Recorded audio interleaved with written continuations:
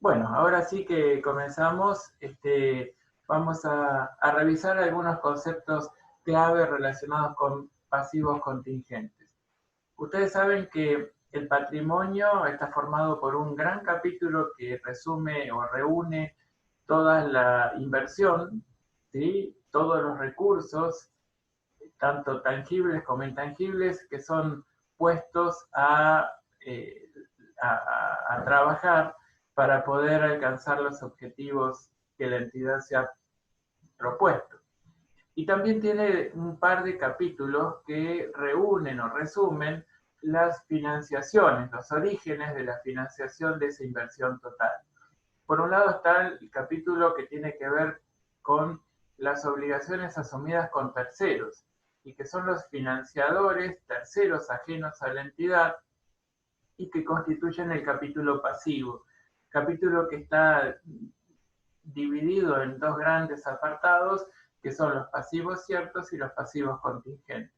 Y después tenemos el otro gran capítulo que reúne a otro financiador, que es el propio ente, y que se identifica como patrimonio neto, ¿sí? Es la porción de la inversión total que está financiada con recursos propios, ya sea los que aportan los socios de la entidad y, digamos, y los propios resultados generados por la entidad. Bien, eh, la, digamos, las características de los pasivos contingentes, ustedes las han revisado y las hemos revisado juntos días pasados, pero ahora vamos a rebobinar un poquito.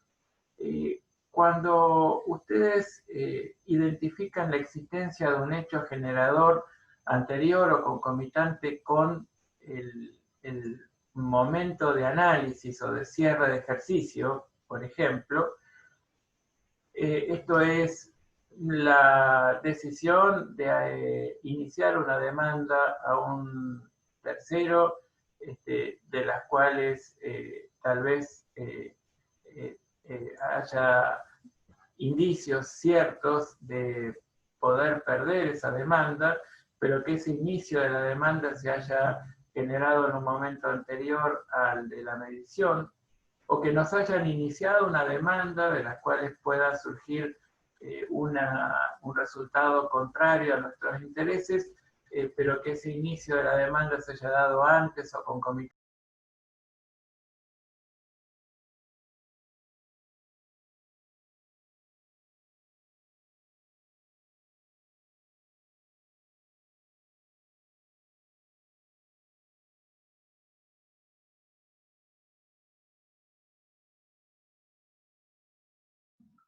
Profe, está Ahí, silenciado. ahí, ahí estamos, sí. Gracias, gracias, gracias a todos. Eh, bueno, les decía que cuando, cuando ustedes identifican que ese hecho generador es anterior o concomitante con el cierre, empiezan a analizar otras cuestiones que también deben darse en forma concomitante para ver qué tratamiento contable finalmente le van a dar. Y tiene que ver no con el hecho generador, que es anterior o concomitante, sino con un hecho futuro incierto, que es el que llamamos hecho contingente, y que de ocurrir va a tener una importancia radical por cuanto de constituir momentáneamente o haberse constituido momentáneamente en un pasivo contingente, va a transformarse en un pasivo cierto, es decir, en una obligación ineludible para la entidad en cuestión. Estamos hablando de las condiciones de alta probabilidad de ocurrencia del hecho contingente, este hecho futuro incierto, y por alta probabilidad de ocurrencia entendemos la posibilidad de que ocurra en relación, digamos, o en mayor medida que la posibilidad de que no ocurra, ¿sí?, determinado hecho contingente futuro. Y por otro lado, que sea cuantificable el impacto patrimonial de ese hecho contingente. Esto significa que yo pueda medir, que pueda cuantificarlo en términos de unidades de medida elegidas, eh, el impacto que pueda tener sobre el patrimonio y los resultados ese hecho contingente que es futuro y que es incierto. Entonces, cuando estas tres condiciones se reúnen al mismo tiempo, estamos diciendo que esa contingencia debemos registrarla. ¿Y cómo la registramos? La registramos utilizando una cuenta que se llama previsión para determinada cuestión. Previsión para juicio, previsión para indemnización por despido, previsión para garantía, previsión para, y podemos seguir la lista con bastantes ejemplos más. Pero la cuestión es detenernos un minuto sobre lo que significa el vocablo previsión.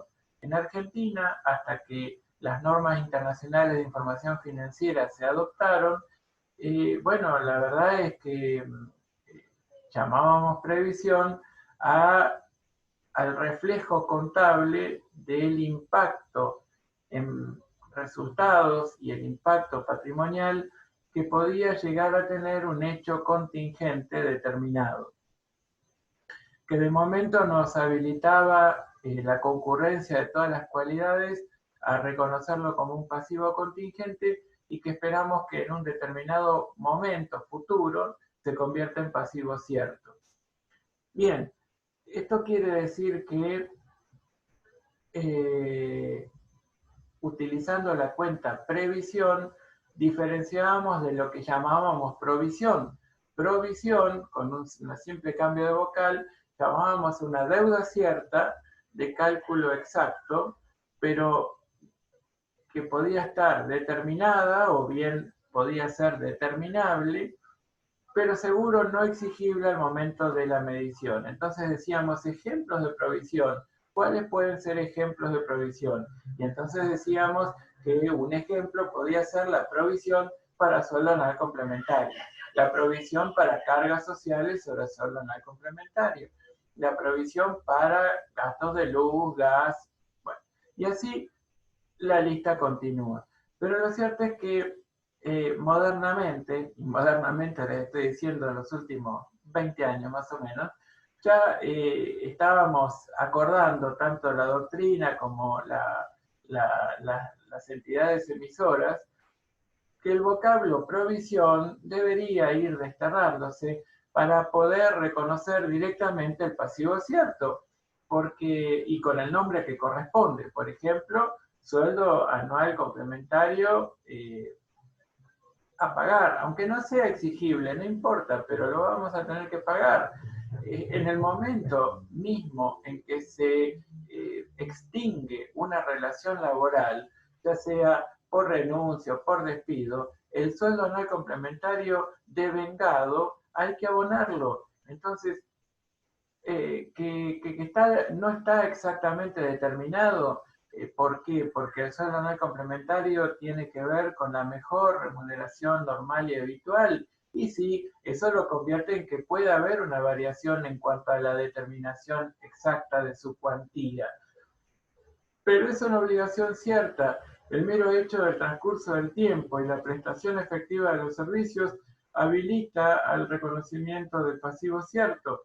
Entonces, ¿por qué lo vamos a llamar provisión? Directamente es un pasivo cierto, bueno, no exigible, como tampoco es exigible la cuota de un préstamo que va a vencer dentro de un año. Bueno, de momento no es exigible, pero sí representa una obligación cierta, ¿sí? Después, bueno, por la clasificación en cuanto a su liquidez, la mostraremos dentro del pasivo corriente o no corriente, dependiendo de si lo clasificamos por liquidez o por ciclo de operaciones. Tal vez si está estrechamente vinculado al ciclo de operaciones lo mostraremos igual como corriente. En fin, la forma de exponerlo será una determinada, pero la naturaleza ya está definida. Representa un pasivo cierto. Genial. Entonces, la idea, como les decía, era dejar de trabajar con provisión, con la denominación provisión, este tipo de conceptos, para reconocerlos directamente como un pasivo, como luz a pagar, aunque no sea exigible aún. Y utilizábamos la previsión, sí, para los pasivos contingentes. Las normas internacionales de información financiera, sin embargo, no reconocen el vocablo previsión en este sentido, sino que a las que nosotros llamamos previsiones, las normas internacionales lo llaman provisiones, con estas mismas cualidades: hecho generador anterior o concomitante con el momento de análisis, y luego una alta probabilidad de ocurrencia del hecho contingente y que ese hecho contingente sea cuantificable en cuanto a su impacto patrimonial. Perfecto.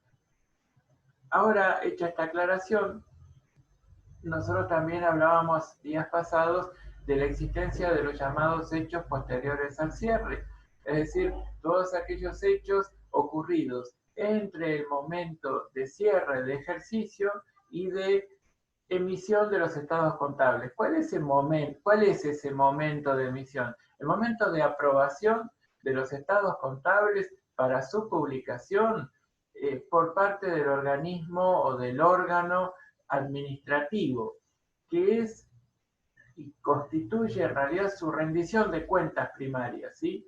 Entonces, cuando el órgano de administración, el directorio en una sociedad anónima, la gerencia en una SRL, emite y aprueba un estado contable al referéndum del órgano de gobierno, que es la Asamblea General Ordinaria, por ejemplo, en una sociedad anónima, o la reunión de socios en una SRL, por ejemplo, bueno,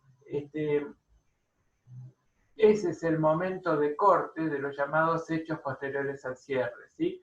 Entonces, los que transcurren entre el momento de cierre de ejercicio y de emisión de los estados contables. Ahora, ¿para qué sirven los hechos ocurridos en ese periodo? Sirven o tienen como dos posibilidades. Por un lado, si son hechos nuevos, pero son muy significativos en cuanto a su impacto en términos de resultados o en términos de patrimonio o en términos financieros, para lo que es el análisis del comportamiento futuro de la entidad a la luz de la lectura del estado de publicación por parte del usuario tipo, bueno, les podemos brindar alguna información que le resulte relevante a través de una nota de los estados contables. Pero también esos hechos posteriores al cierre pueden servirnos para mejorar las estimaciones que estamos necesitando realizar al cierre. Entonces, si nosotros sabemos que vamos a perder un determinado juicio y que ese juicio estimamos nos va a significar el asumir un compromiso de X pesos. Si después, como hecho posterior al cierre, nos advierte ese hecho posterior al cierre que el monto preciso es X más 4, bueno, nos ayuda a mejorar la estimación cuantitativa del impacto del hecho contingente, ¿sí? Y entonces, cuando registramos ese pasivo contingente, lo registramos ya estando bastante más seguros. No solo de registrar, porque su grado de probabilidad de ocurrencia lo advertimos muy alto, sino también en cuanto a su cuantía, ¿sí? a su valoración. Entonces, bueno, mejoramos claramente la calidad de lo que estamos registrando e informando. Y estos hechos posteriores al cierre, cuando analizamos los pasivos contingentes, perdón, bueno, resultan muy importantes, ¿sí? Muy significativos.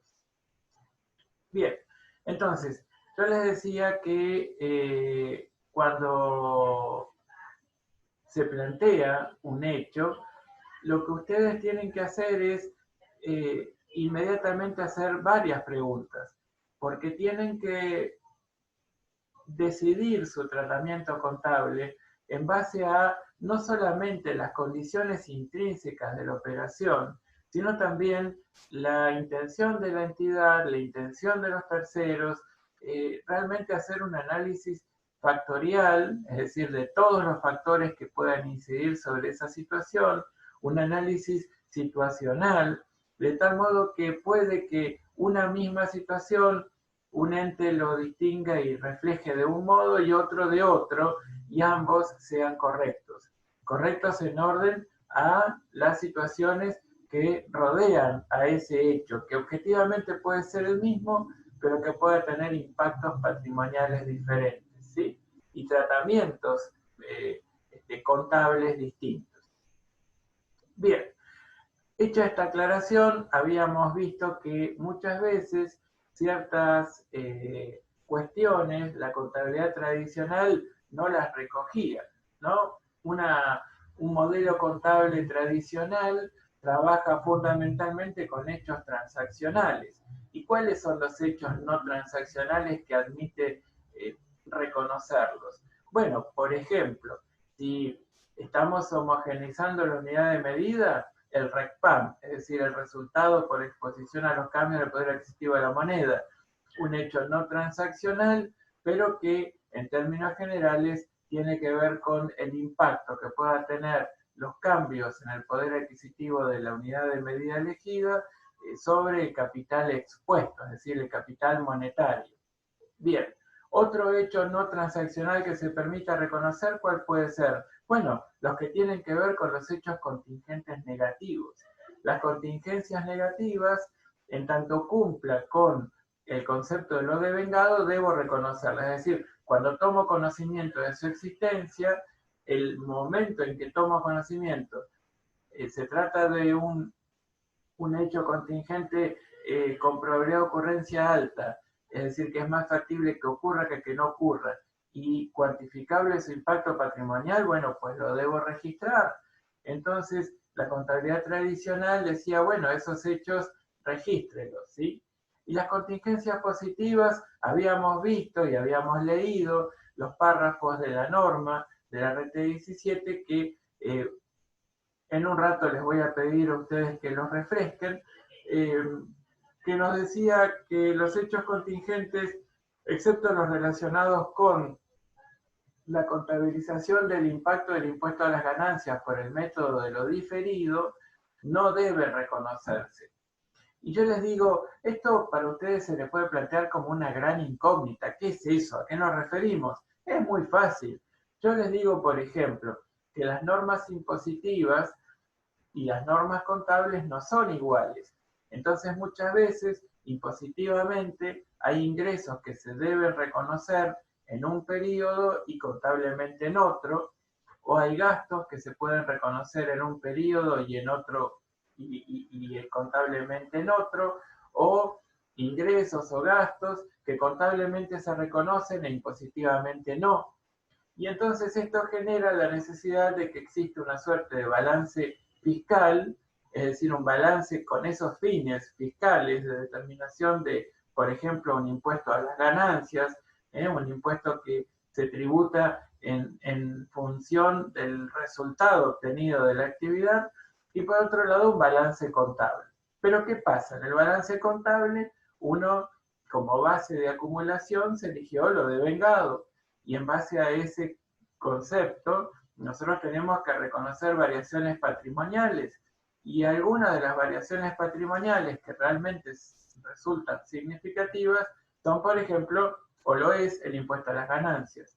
Bien, entonces, ¿qué contingencia positiva podría reconocer en el impuesto a las ganancias o vinculado con la contabilización del impuesto a las ganancias? Bueno, si yo tengo algunos periodos durante los cuales el balance fiscal arrojó quebrantos, ¿sí? Es decir, pérdidas, bueno, la ley impositiva me dice, cuando usted revierta la tendencia y empiece a obtener ganancias, primero puede utilizar los quebrantos obtenidos como para netearlos de las ganancias que luego pueda haber obtenido. Y pague impuestos recién cuando ya logró recuperarse de todos los quebrantos obtenidos. Es decir, si yo en un periodo perdí 10 pesos, y en otro periodo perdí 20 pesos, en total llevo perdidos 30 pesos. Si yo en este momento gano 50, la ley de impuesto a las ganancias me dice, bien, tribute por 20, porque de los 50 vamos a restar los 30 que usted tenía de crédito para que pueda dejar la situación como era entonces, ¿sí? Antes de generarse los quebrantos. Esto, en términos contables, significan la posibilidad de reconocer cuando yo tengo una pérdida impositiva, de reconocer un crédito contra futuras ganancias, ¿sí? De tal modo que pueda deducirlos de las ganancias futuras y poder tributar menos impuestos en ese momento, en que obtenga esas ganancias futuras. Esta forma de contabilizar me lleva a entonces poder reconocer que si obtuve pérdidas, pero avisoro que voy a recuperarme y voy a obtener ganancias en el futuro, dentro de un plazo razonable que la norma establece, bueno, yo voy a poder contar con esos quebrantos determinados como créditos a utilizar contra el mayor impuesto que pueda haber determinado el día que obtenga la utilidad tan deseada, ¿sí? Bueno, contablemente entonces ese es un ejemplo de contingencias positivas que puedo registrar. Pero fuera de esto, pareciera que no puedo registrar ninguna más.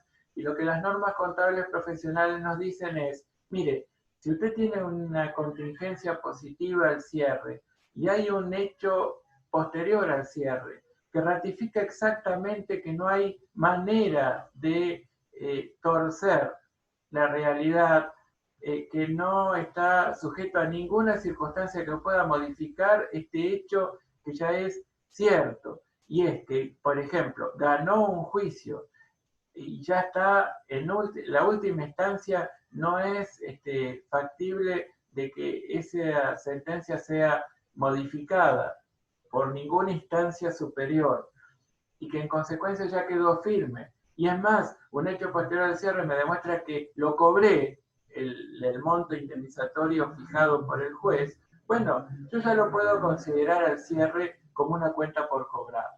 Y eso lo puedo hacer. Entonces, esa es una forma, como nos dice la norma RT17, que puedo trabajar alguna contingencia positiva muy puntual, muy, digamos, muy individual y que un hecho posterior al cierre me habilite a reconocer directamente un activo y como contrapartida un resultado positivo. ¿De acuerdo? Ahora, en términos generales, yo reconozco las contingencias negativas que reúnen las tres condiciones, ¿sí? Hecho generador anterior o concomitante, por ejemplo, el haber tomado la decisión de despedir a una persona, por ejemplo, el que ya se encuentre iniciado un juicio que nosotros hayamos iniciado o que nos hayan iniciado a nosotros, y luego alta probabilidad de ocurrencia de perderlo y cuantificable el impacto patrimonial de ese resultado negativo esperado. No deseado, sino esperado, ¿sí?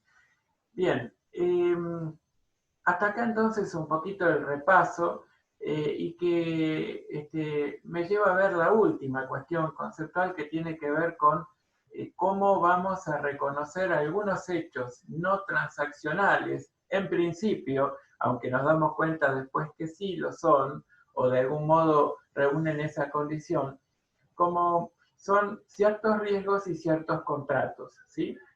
Que en este cambio de paradigma del que siempre les hablo, ¿sí? Que pasamos del paradigma de control patrimonial al de utilidad de la información contable, y de esto ya hace como 30 años, ¿sí? No es de ayer a la mañana. Yo les decía que el cambio del proceso contable más significativo es que hay muchos riesgos y muchos contratos que hasta que no se convirtieran en un hecho concreto, digamos, contabilizable, se los ignoraba. Y que ahora nos damos cuenta que de verdad tendríamos que haberlos registrado, ¿sí? Entonces, en aquel marco en el que ciertas cuestiones un poco se ignoraban, cuando había algo que entendíamos podía ser significativo, con impacto, decíamos, bueno, está bien, como mucho utilicemos cuentas de orden, ¿no? ¿Y las cuentas de orden para qué servían? Son, digamos, o representan una herramienta que la contabilidad nos brinda para poder registrar la ocurrencia de cierto hecho que no queremos mostrarlo a través de cuentas patrimoniales, pero que entendemos debemos seguirlo de cerca porque tiene un impacto sobre la vida de la entidad y que pueda derivarse en que en algún momento nazca un activo y por ende nazca un pasivo, ¿sí? O nazca un pasivo y por ende, como consecuencia del nacimiento del pasivo, nazca un activo.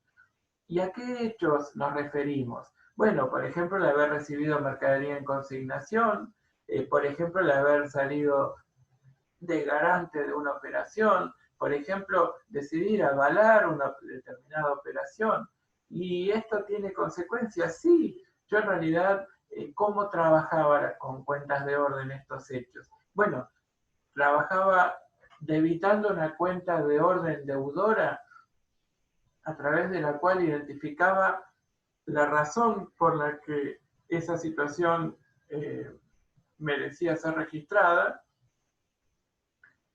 pero identificando al inicio de la denominación quién podía convertirse en deudor principal, ¿sí? Entonces, si por ejemplo yo salía de garante de Camila, bueno, Camila, ¿qué hacía? Pedía un préstamo en el banco. ¿Y yo qué hice? Y bueno, garanticé ante el banco el préstamo que Camila tomó y que ella debe pagar y devolver. Ahora, ¿qué hago yo en esta situación? ¿Lo registro con cuentas de orden? Supongamos que decimos que sí. ¿Y por qué nos interesa registrarlo? Bueno, porque hay un riesgo y hay un contrato que además nosotros firmamos. Entonces la contabilidad nunca se va a noticiar de esto y hasta ahora decíamos, sí, la verdad que se debería noticiar, pero al menos sin usar cuentas patrimoniales, porque en realidad todavía yo no tuve que pagar nada por cuenta y orden de Camila y nadie me exigió que pague nada. Entonces no hay ni activos ni pasivos de momento que estén trabajando o que estén necesitando ser reconocidos. Y entonces decían, bueno, la solución era trabajar con cuentas de orden. Fantástico. Entonces, ¿cómo se trabajaría?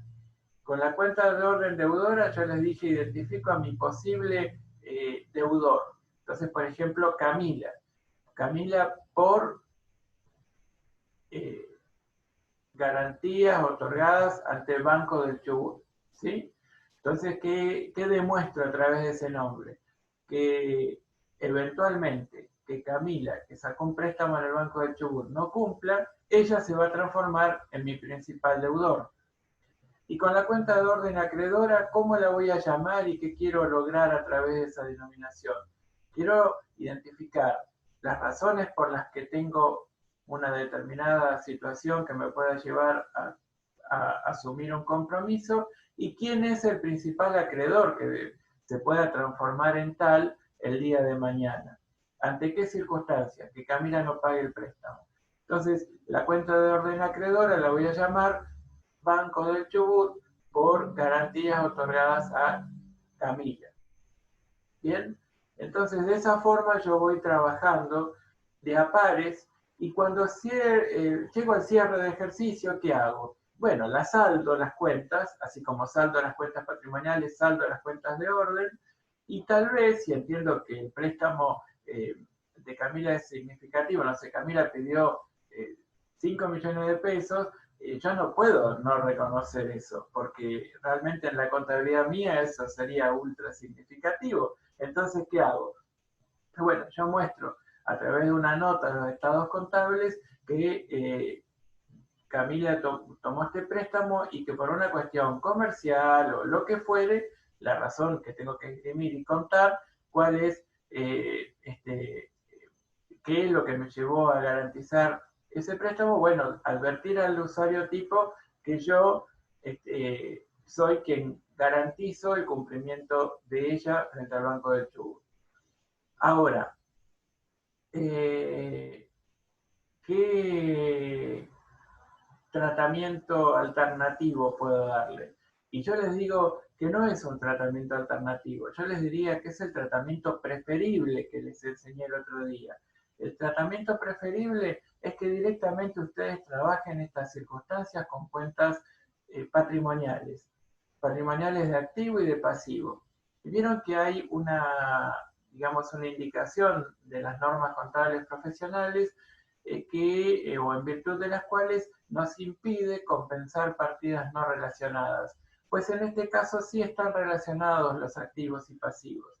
Yo tendría que reconocer que tengo un activo contra Camila por garantías ofrecidas al Banco del Chubut, y que el Banco del Chubut, o ante el Banco del Chubut, tengo un pasivo, ¿sí? Por el cumplimiento de las garantías ofrecidas, ¿sí? Eh, en relación al préstamo que Camila les pidió y que el banco le otorgó. Entonces, seguramente lo muestro a través de cuentas patrimoniales, que voy a mostrar dentro de los otros créditos y dentro de los pasivos contingentes, y que tiene que ver con estas circunstancias, que probablemente también origine una nota aclaratoria de esta partida patrimonial y que tenga que ver con estas cuestiones. Por supuesto, desde el punto de vista financiero, se están compensando mutuamente, es decir, que no van a tener impacto de momento, en tanto no tenga que haber cumplido efectivamente la garantía, y todo lo resumo y lo muestro a través de cuentas patrimoniales. La tendencia entonces es cuentas patrimoniales sí, cuentas de orden no. ¿De acuerdo? Ese es un poco el resumen. ¿Y cómo las nombro y cómo las trabajo? Tal como les dije. Lo que tiene que ver con las cuentas representativas de otros créditos, como en este caso, voy a ir utilizando una cuenta digamos, patrimonial del activo rubro otros créditos, en donde identifico a Camila por garantías otorgadas al Banco del Chubut o ante Banco del Chubut. Y dentro del pasivo contingente, como Banco del Chubut por garantías otorgadas a Camila. Y ustedes me dicen, ¿y en ambos casos estoy teniendo contingencias? Sí, el activo también es contingente, claramente. Por eso es que seguramente me va a habilitar o voy a necesitar mostrar que tengo estas circunstancias y esta relación entre pasivos y activos y pasivos a través de una nota de los estados contables. ¿Y cómo lo voy trabajando a medida que el tiempo va transcurriendo y los hechos se van sucediendo? Bueno, voy reflejándolos, pero siempre recordando que no tengo exactamente, por ejemplo, como cuando teníamos en el caso 2 de pasivos contingentes, que ya lo resolvimos días pasados, títulos públicos en garantía. Yo no tengo una inversión transitoria, yo tengo un título público que me habilita a mí como tenedor a cobrar el cupón, que en todo caso el cliente a quien avalé justamente por una cuestión de relación comercial, me ofreció que ya que yo tenía el título en mi poder y eso me habilitaba a cobrar la renta que vaya devengando, que esa renta la vaya imputando a la cuenta corriente que el cliente tiene conmigo, por todas las compras que él me hizo en cuenta corriente. Fantástico, pero el tener el título público no me habilita a mí a reconocerlo como una inversión. Yo lo tengo como un activo, sí, pero que simplemente lo reconozco por el valor de cotización que tiene, eventualmente por el valor neto de realización, pero tampoco neto de renta, ¿sí? Yo no aplico necesariamente criterio de medición propio de ese tipo de activos por lo que normalmente me hago de ellos, que es con el propósito de aplicar excedentes de fondos. En este caso me llegó simplemente como garantía. Yo no tengo la posibilidad de hacerme dueño de esos títulos, pero sí tengo la responsabilidad de tenerlos y responder por él y administrarlos a tal punto de cobrar la renta que se vaya devengando, ¿sí? Y con un destino específico que me indicó el cliente, que es imputarlo a la cuenta corriente. Entonces, ¿Cómo lo voy trabajando? Como dice Alexander, ¿cómo voy trabajando a medida que Camila vaya pagando? Bueno, revirtiendo o saldando mutuamente ambas cuentas. Entonces, si Camila son 6 cuotas y Camila ya pagó 2, bueno, y no había reconocido nada todavía, bueno, resto el valor de 2 cuotas, tanto del activo como del pasivo. Debitaré el pasivo, acreditaré el activo por el valor de 2 cuotas. Y que me quede el valor representativo a 4 cuotas más los intereses de vengados, pero no como un resultado de vengado, sino que a medida que voy incrementando o disminuyendo los saldos de las cuentas, los voy trabajando de a pares, ¿de acuerdo? De manera que vaya mostrando la existencia de esa situación. ¿Está bien, Alexander?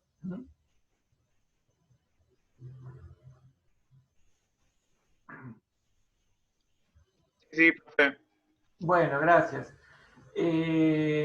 Entonces, yo les había compartido hoy, antes que se cortara, el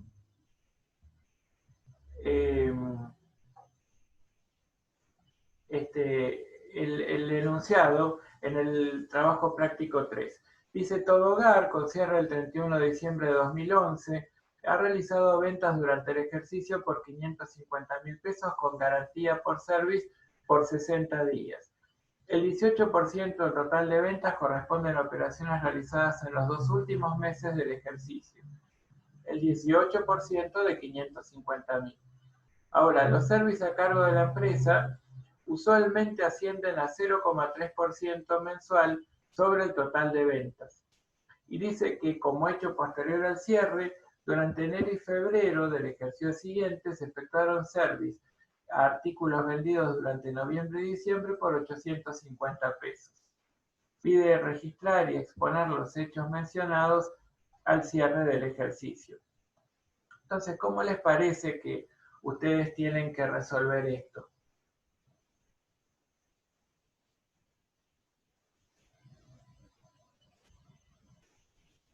A ver, hay un pasivo contingente, dice Martín. Tenemos que cumplir con la garantía que le ofrecía a mi cliente por 60 días.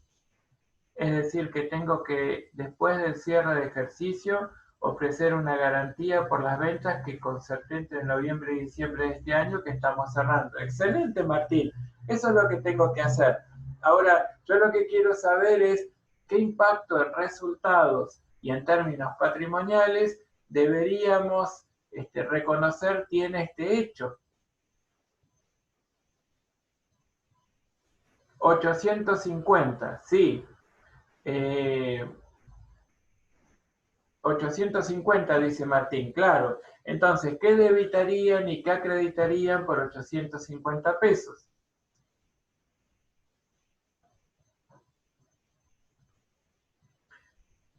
Debitarían un resultado negativo, ¿sí? Por service en garantía. Servicios prestados, ¿sí? O prestados o servicios en garantía como resultado negativo. Y dice Martín, a previsión para servicios en garantía. Me parece perfecta la cuenta, previsión para servicios en garantía, y es claramente o representa claramente un pasivo contingente. Es decir, aquí estamos trabajándolo y es muy sencillito este caso 3. ¿Alguien tiene alguna duda sobre esto? ¿O avanzamos al caso 4?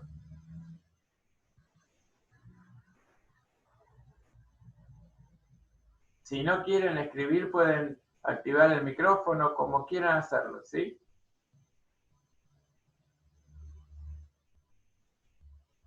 Bueno, sigamos. Bárbaro. Trabajo práctico 4. Al 31 de diciembre del 11, que es la fecha de cierre de ejercicio, la empresa Brisas, que se dedica a la fabricación de equipos de aire acondicionado, nos brinda la siguiente información.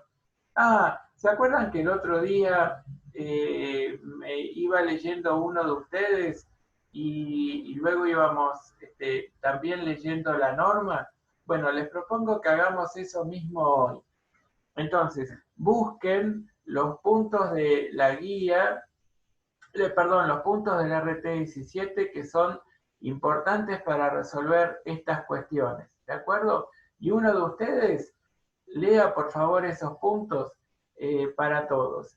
Y otro de ustedes continúe la lectura del caso 4 o reiníciela, por favor, ¿sí? Así lo hacemos un poco más interactivo, ¿les parece? ¿Quién se ofrece? ¿Quién dice yo?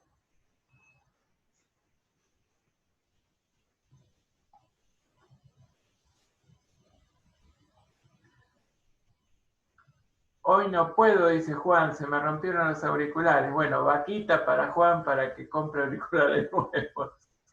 Yo leo la RT, dice Ariadna. Bueno, bárbaro, hecho. ¿Y quién lee el enunciado 4? A ver.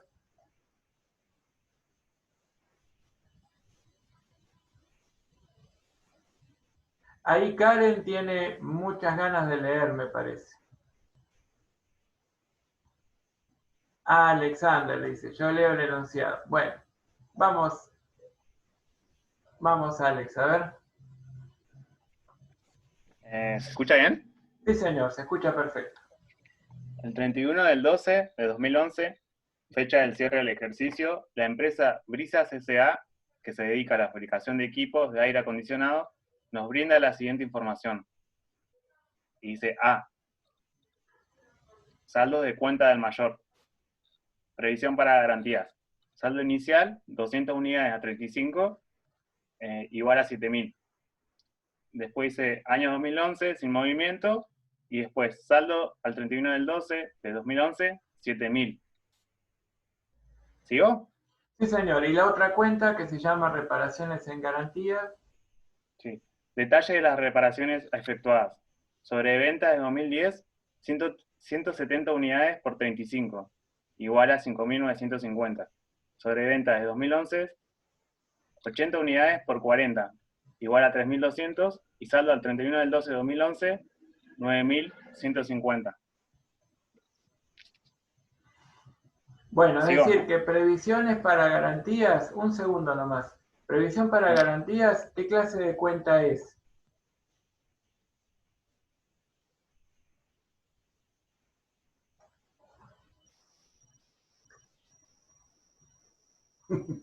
Cric, cric, cric.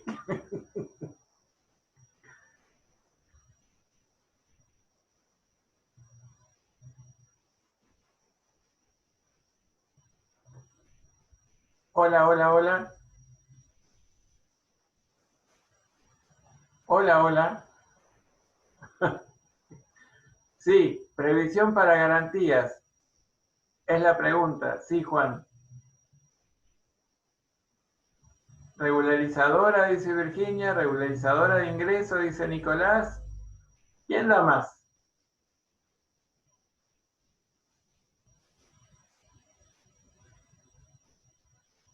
Pasivo contingente, dice Juan. Pasivo, dice Victoria. ¿Por qué, Juan? Bueno, no podemos activar el micrófono, Juan, pero a ver, regularizadora de pasivo. A ver, si previsión para garantía fuera regularizadora, como ya dijeron un par, o es la misma Virginia. Ah, me parece que es la misma Virginia. Tendría que tener saldo deudor, ¿no? Porque, digamos, si regulariza, tiene que tener, como los pasivos tienen saldo acreedor, para regularizarlo tiene que tener saldo deudor. Y previsión para garantías, por lo visto, ahí está como una cuenta que es patrimonial del pasivo contingente, que tiene saldo acreedor. Entonces, obviamente, previsión para garantías no va a ser una cuenta que represente ningún saldo que regularice un pasivo, sino que se suma al capítulo, ¿sí? Con otro concepto, con saldo acreedor también. De momento 7.000, con saldo inicial de 7.000, en función de lo que se esperaba ocurra en este periodo. Pero reparaciones en garantía sí es una cuenta de resultado negativo, ¿sí? Reparaciones en garantía, que tiene una partida que corresponde a las ventas, a las reparaciones efectuadas sobre ventas concertadas en el 2010 y otra porción sobre ventas concertadas en el 2011, ¿sí? Entonces, acá empezamos a abrir los ojos y decir, caramba, acá algo está pasando en términos contables. Entonces, Alexander, si podemos seguir leyendo los puntos B, C, D y E, por favor.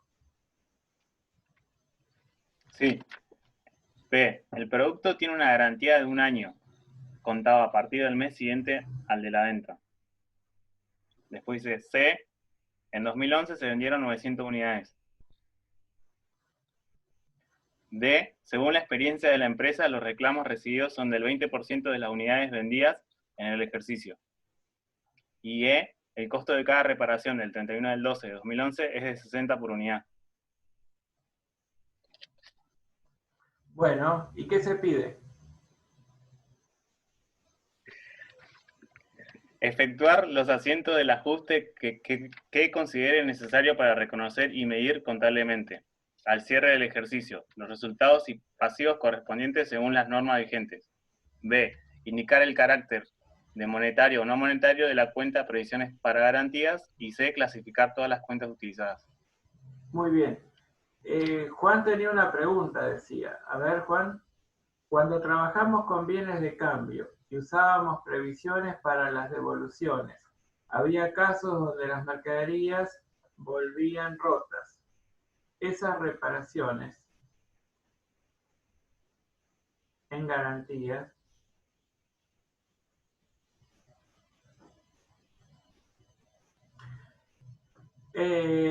no las trabajaríamos también en ese capítulo. A ver, cuando nosotros teníamos cuentas por cobrar y decíamos qué contingencias pueden afectar a las cuentas por cobrar, decíamos que, bueno, por un lado, el riesgo de incobrabilidad. Sí, yo no tengo alta probabilidad de ocurrencia de no cobrar 10.000 de los 30.000 que tengo a cobrar, y bueno, y lo muestro porque era la porción de las cuentas por cobrar que no cumplía la condición de activo. Fantástico.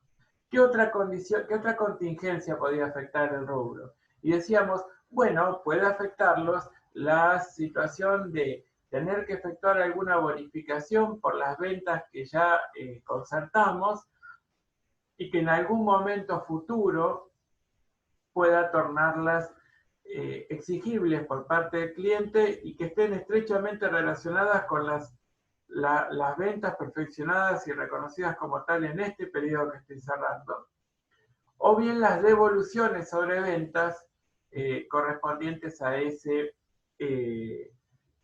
ventas perfeccionadas en ese periodo que estoy cerrando.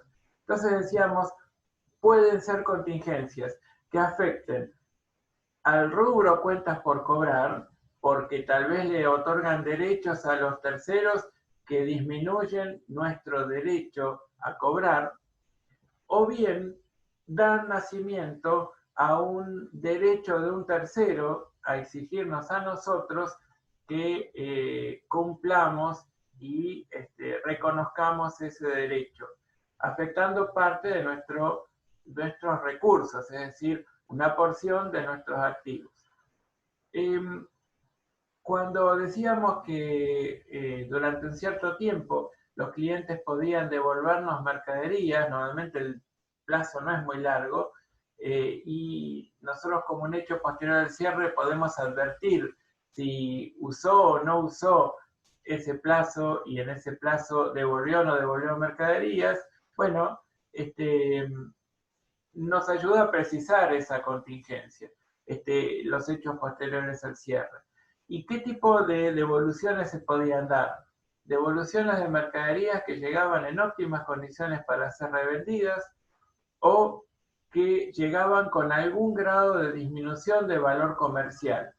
Puede ser desde el 1% de disminución de valor comercial hasta el 100%, es decir, mercaderías totalmente descartables y que, digamos, perdían su condición de mercadería, en definitiva. Bien, entonces, cuando Juan pregunta si esas mercaderías objeto de devoluciones podían ser objeto de estas reparaciones en garantía, yo les digo que no exactamente.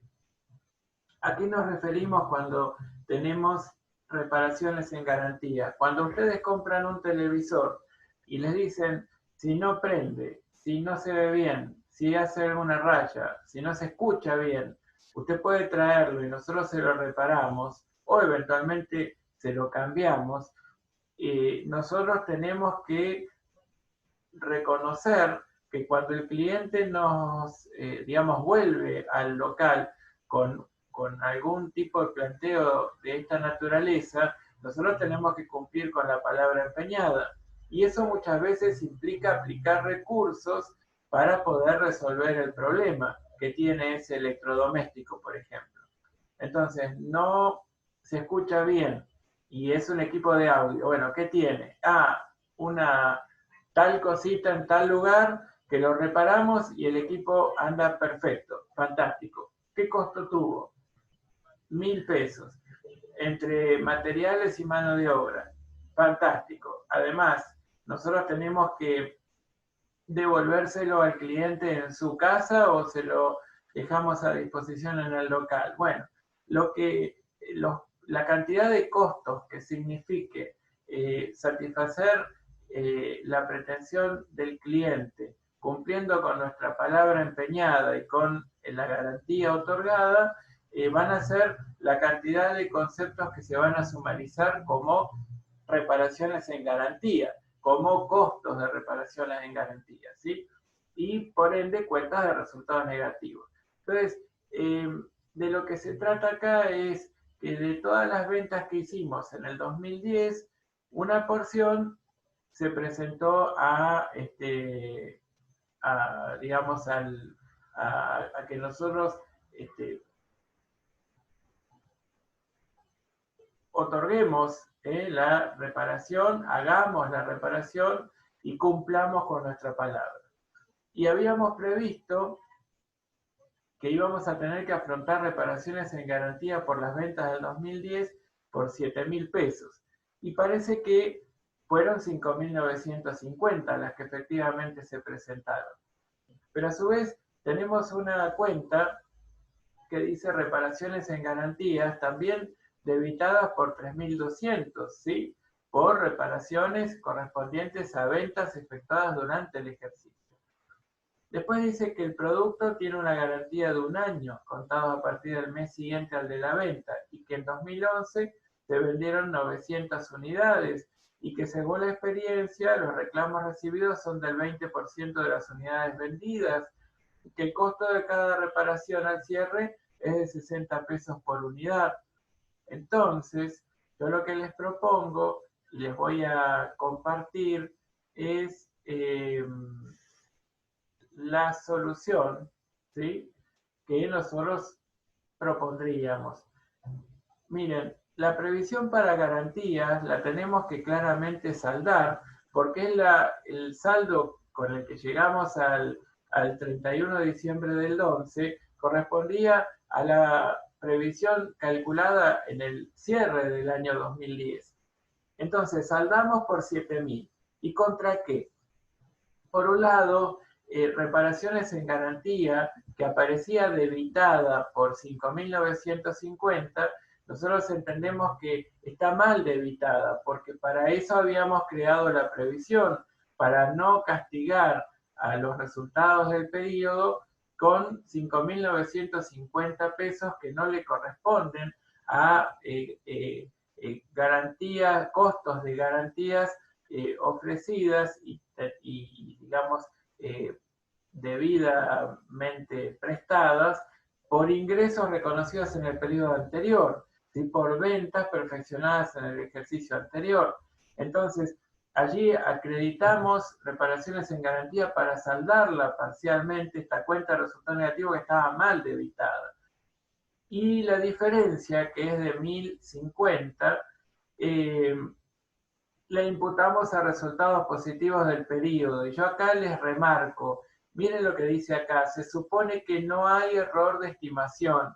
Bueno, esto ténganlo en cuenta, ¿sí? Ustedes cuando necesiten resolver una situación así, pregunten a sus clientes todo lo que deban preguntar para dar un tratamiento contable correcto.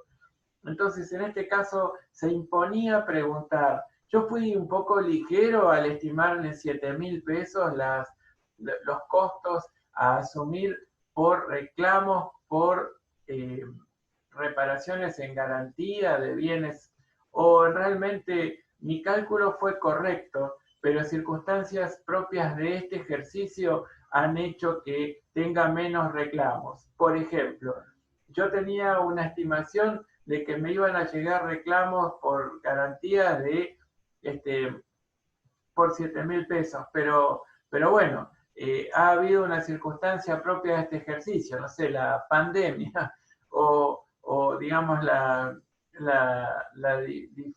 dificultades de tránsito o digamos o alguna cuestión puntual que es propia de este ejercicio y que hizo que no vengan tantos clientes a reclamarme reparaciones en garantía. Bueno, entonces, si eso fuera así, y yo llego a la conclusión que no he sido negligente, sino que he tenido todos los elementos de juicio válidos y suficientes como para haber calculado correctamente al cierre del 2010 ese impacto de la previsión para garantías, ahora la porción que debo recuperar de esa previsión lo hago con cargo a resultados del ejercicio en curso. Si no, en el supuesto que esto sea realmente una reparación, un recupero que encuentre un poco su origen en que que hice un cálculo un poco ligero, no teniendo en cuenta todos los elementos de juicio y que mi estimación no había sido muy claramente determinada, y que además 1050 puede representar un resultado, una partida significativa en los resultados del ejercicio, puedo incorporar acá una palabrita, ¿sí? Que es área, ¿sí? Que es aquí, voy a poner área, recupero, previsión para garantías, ¿de acuerdo? Pero esto que yo les marco acá, esto que dice área, no es el caso, porque si ustedes no tienen ninguna pauta para imputarlo a área, la idea es que lo recuperen con cargo a resultados del periodo, ¿sí?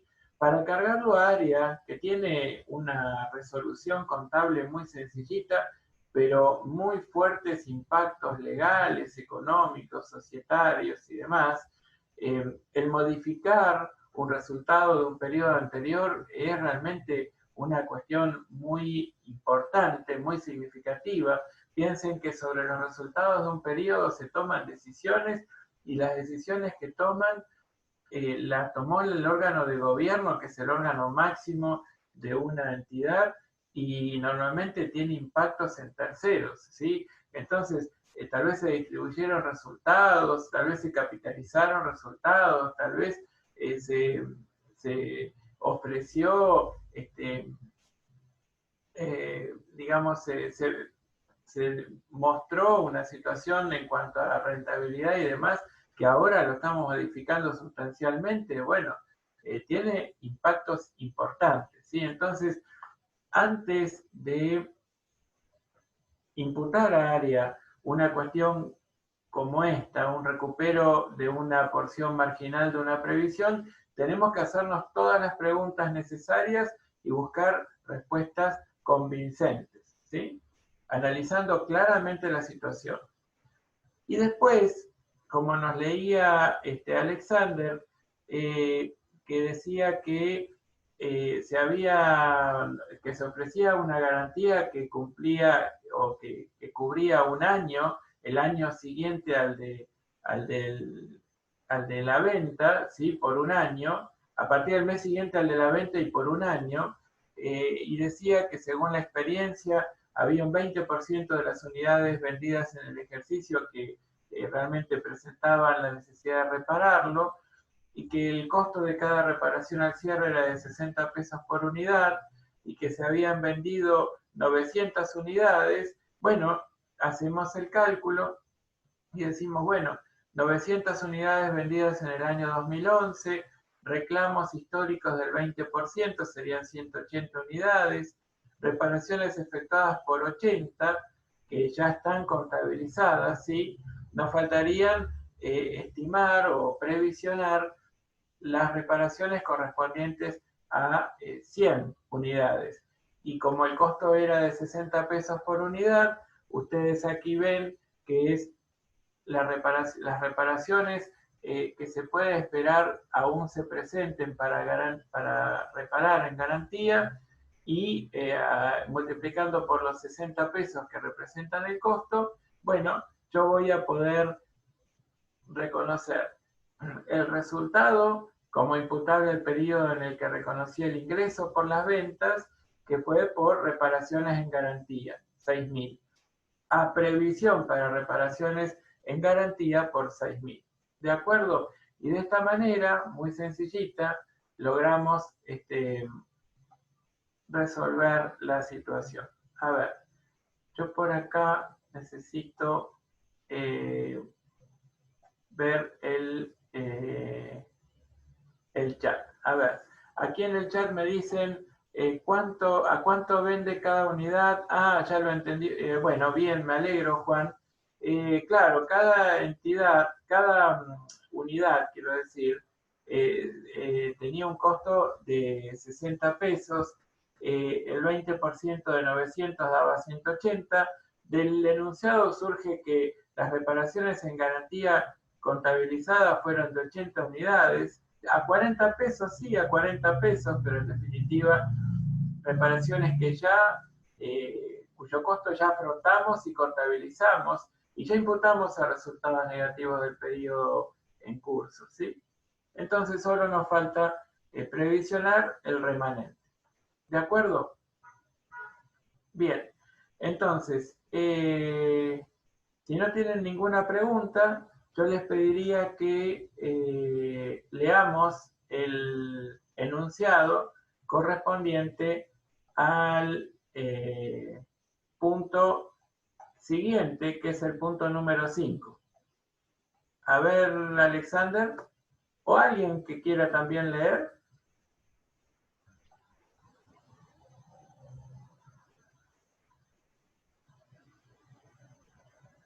¿Alguien quiere? Sí, señor, se escucha bien. ¿Se escucha? Sí, señor. Trabajo práctico número 5. Pirotecnia S.A. A. Pirotecnia S.A. cierra su ejercicio el 31 de marzo de cada año. B. El 7 de abril de 2011 se produjo un incendio que destruyó totalmente la mercadería almacenada en uno de sus locales, cuyo valor en libros a fecha representaba el 30% del total de sus activos. C. Los seguros vencían el 31 de marzo y no había sido renovado aún, pues se estaba negociando una reducción de prima. D. El valor total de la mercadería al 31 de marzo antes del cierre del libro era valor de origen 100.000, o sea, de libros, valor de reposición 120.000 y valor de venta 200.000. ¿Cómo se resolvería contablemente la situación? Bueno, me encantaría escucharlo. Me encanta escucharlo.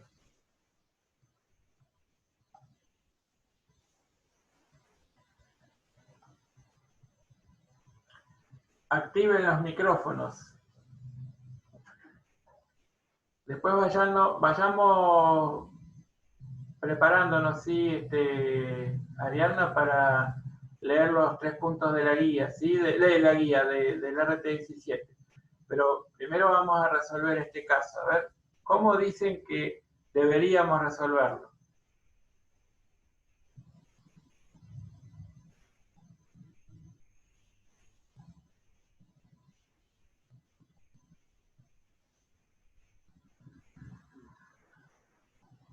Silencio total. Nadie dice nada. Esto me pone mal. Profe, vendría a ser una pérdida total, ¿no? O sea, ¿Cuándo? vendría a ser pérdida de mercadería a mercaderías por 100.000, ¿En qué ¿puede ser? ejercicio? ¿En qué ejercicio, Alex?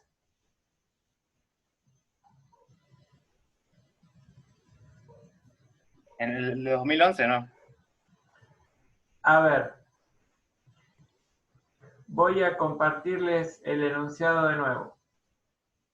Miren, acá tienen valor de origen 100.000, reposición 120.000, valor de venta 200.000.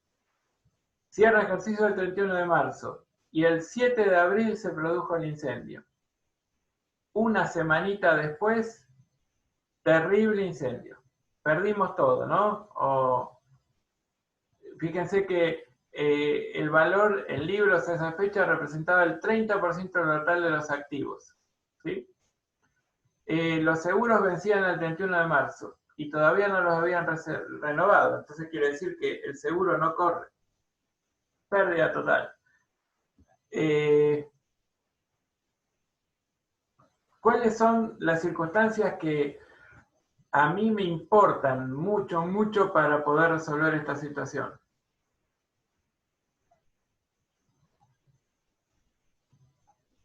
Que no se produjo después del cierre y que no tenía el seguro, ¿no? Claro. Aquí Ariadna nos dice es un hecho posterior al cierre. Sí es un hecho posterior al cierre. ¿Y eso qué tiene de importancia? Que no lo pudimos prevenir, ¿no? Bueno, digamos, Bueno, sí, claro, si nosotros teníamos la intención de prender el fosforito, mal nos salió y además tendríamos que ir presos, ¿sí? Pero piensen, cerré el 31 de marzo. Yo el 31 de marzo, en esa foto que yo siempre les digo que ustedes sacan, las veía lo más bien las mercaderías, ¿no?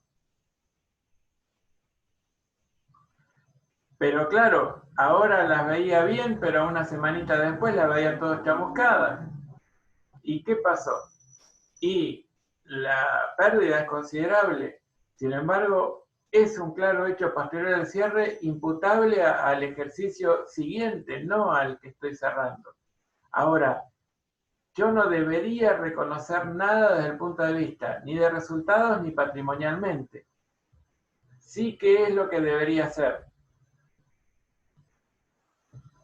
Estoy atento al chat, ¿eh? O que alguien active su micrófono. No sean tímidos.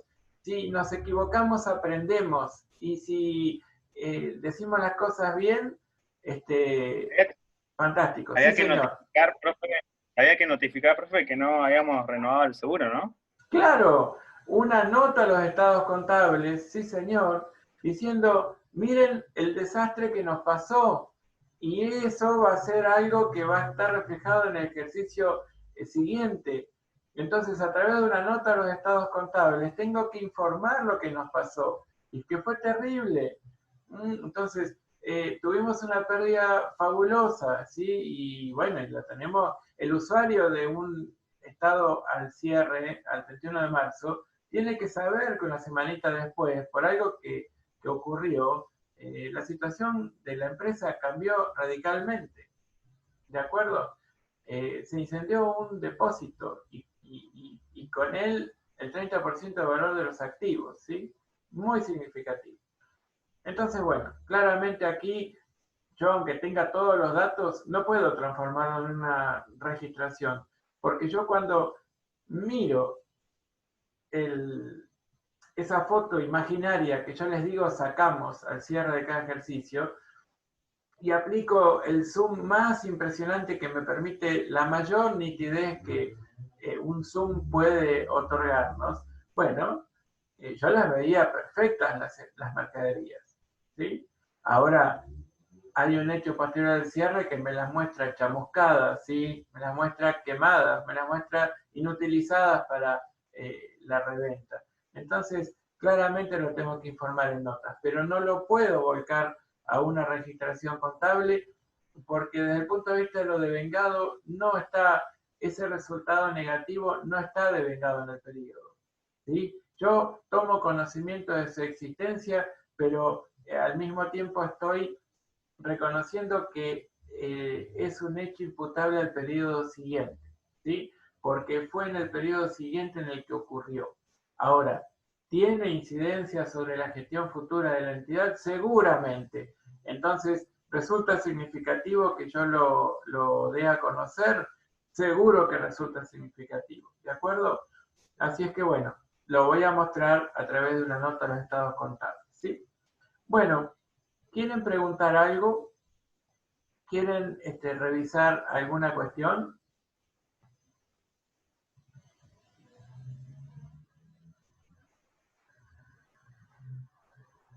Me encantaría que tomen la gimnasia de activar el micrófono más seguido, ¿sí? Hay una sola y una última cuestión que quiero que refresquemos desde el punto de vista conceptual, que eran los 3 puntos que la vez pasada analizamos y que hoy todavía no leímos relacionados con la RT17. A ver, Ariadna, que íbamos a leer, ¿qué dice la RT17? ¿En qué puntos? ¿Sobre qué asuntos? Por favor. ¿Me escucha, profe? Sí, claro. Ok. El 4.8 dice consideración de hechos contingentes. Ajá. Los efectos patrimoniales que pudiera ocasionar la posible concreción o falta de concreción de un hecho futuro no controlable por el ente emisor de los estados contables tendrá el siguiente tratamiento. A. Los favorables solo se reconocerán en los casos previstos en la sección 5.19, que es de impuestos diferidos. B. Los desfavorables se reconocerán... Perdón. Sí. Quiere decir que en el inciso A nos habla sobre los hechos contingentes favorables. Y solo entendemos que los favorables se pueden reconocer los que tienen que ver con la contabilización del impuesto a las ganancias por el método de lo diferido. En particular, lo que les comenté hoy, ¿sí? ¿Qué dice el inciso B? Dice, los desfavorables se reconocerán cuando, 1. Deriven de una situación o circunstancia existente a la fecha de los estados contables. 2. La probabilidad de que tales efectos se materialicen sea alta. Sí. Sí, el primer inciso que hoy nos leía Ariadna tiene que ver con el hecho generador. Entonces, traduciendo y digamos, o queriendo ejemplificar a qué se refiere la norma, es por ejemplo el tomar la decisión de despedir a una persona, aunque no la materialicemos, ¿sí? Hasta después del cierre de ejercicio. Pero tomar la decisión ya nos habilita a reconocer la variación patrimonial como imputable al periodo y la existencia de un pasivo contingente, que está estrechamente ligada a la materialización de la decisión, a ese hecho futuro e incierto que de ocurrir va a dar nacimiento digamos, a un pasivo cierto.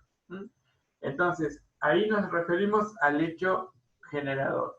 El segundo inciso se refiere a la probabilidad de ocurrencia del hecho contingente, que siempre tiene que ser calificada como probable. Y probable es algo muy diferente de posible. Cuando hablamos de posible, es cuando el grado de probabilidad de ocurrencia está relativamente compartido y es muy parejo en que un hecho futuro puede ocurrir o no ocurra, ¿sí? Y no está muy seguro qué es lo que puede pasar. Entonces ahí es donde tal vez se defina un hecho en cuanto a su probabilidad de ocurrencia como posible. Ahora, cuando la definimos como probable, como reglita, digamos, para hacerlo comprensible, decimos que es más factible que ocurra que no ocurra. Y de ese modo podemos decir o estamos significando que el grado de probabilidad de ocurrencia en definitiva es mayor al 50%, ¿sí? Y como reglita mnemotécnica, yo siempre me permito recordarles que tengan presente la hinchada de boca, la mitad más uno, ¿de acuerdo? Entonces, cuando tengo que reconocer una contingencia en cuanto a su grado de probabilidad de ocurrencia, me tengo que acordar que tengo que cumplir con esta condición de ser la mitad más uno, ¿de acuerdo? A ver, ¿y qué dice el siguiente inciso, por favor? Bueno, dice que sea posible cuantificarlos en moneda de una manera adecuada. Genial. Y después Entonces, perdón, sí. dice el activo resultante de un efecto patrimonial favorable cuya Sí, un concreción sea segundito. virtualmente cierta, no se considerará con... Sí. Un segundito, antes de avanzar en eso. Les decía, y que sea cuantificable, es cuantificable el hecho contingente. ¿De acuerdo? Esto como para cerrar y seguir machacando sobre la terminología, que es muy importante para no confundirnos, ¿sí? ¿A qué llamamos hecho generador? ¿A qué llamamos hecho contingente? ¿A quién nos referimos en cuanto al grado de probabilidad de ocurrencia? Siempre vinculado con el hecho contingente, no con el hecho generador. El hecho generador es cierto. El hecho contingente es el que es o debería ser probable para convertirse en una registración. Y en cuanto a este inciso C, que habla de la cuantificación, es cuantificable el hecho contingente, ¿sí? Que se supone sea altamente probable. Si alguna de estas condiciones no se cumpliera, tengo que ver qué hago. Si, por ejemplo, el hecho generador es anterior o concomitante, no es probable, pero sí posible, pero cuantificable ese hecho contingente, puedo informar las notas de estados contables si es que se tratara de una variación patrimonial modificativa material, ¿sí? Esto es significativa. Cuando hablamos de algo, una variación significativa o material, estamos queriendo mostrar que puede cambiar la toma de decisiones. De conocerla o no conocerla, yo puedo tomar una decisión diferente. Entonces, si esa es la circunstancia, de llevarme a tal punto de modificar la decisión que tome, bueno, pues estoy ante una circunstancia que claramente es significativa, es material, ¿de acuerdo? Bueno, y ahora, ¿qué nos aclara sobre las contingencias positivas, Ariadna? Dice, el activo resultante de un efecto patrimonial favorable cuya concreción sea virtualmente cierta no se considerará contingente y deberá ser reconocido. Muy bien. Y esto es lo último que les comentaba hoy y que tiene que ver con que cuando estoy ante una contingencia positiva y un hecho posterior al cierre lo convierte en cierto, bueno, yo ya puedo reconocer que tengo un crédito y un resultado positivo. ¿De acuerdo? Bueno, no sé si tienen algo más que preguntar. Gracias a todos los que colaboraron con la voz y con su participación por el chat. No sé si quieren preguntar algo. Prepárense para mañana porque vamos a trabajar todo lo que tiene que ver con patrimonio neto. Ya les activé todo el material relacionado con las guías de patrimonio neto y resultados, con todas las lecturas propias de estos capítulos, de este capítulo, digamos, del patrimonio. Lecturas muy interesantes. Y mañana vamos a comenzar a abordarlo. Así que tengan a mano la Ley General de Sociedades, tengan a mano las normas contables profesionales, tengan a mano estos artículos de los que les hablo, porque vamos a hacer referencia a todos ellos, ¿sí? Bueno, nada más. Bueno, espero hayan aprovechado la clase de hoy y tengan paciencia con que en 1 o 2 días vamos a estar informándoles individualmente los resultados del parcial, ¿sí? Muy bien. Bueno, les mando un abrazo a todos y cada uno y que anden muy bien. Y mañana les pido por favor que se conecten con todos estos elementos a mano. ¿De acuerdo? Muchas gracias. Hasta pronto.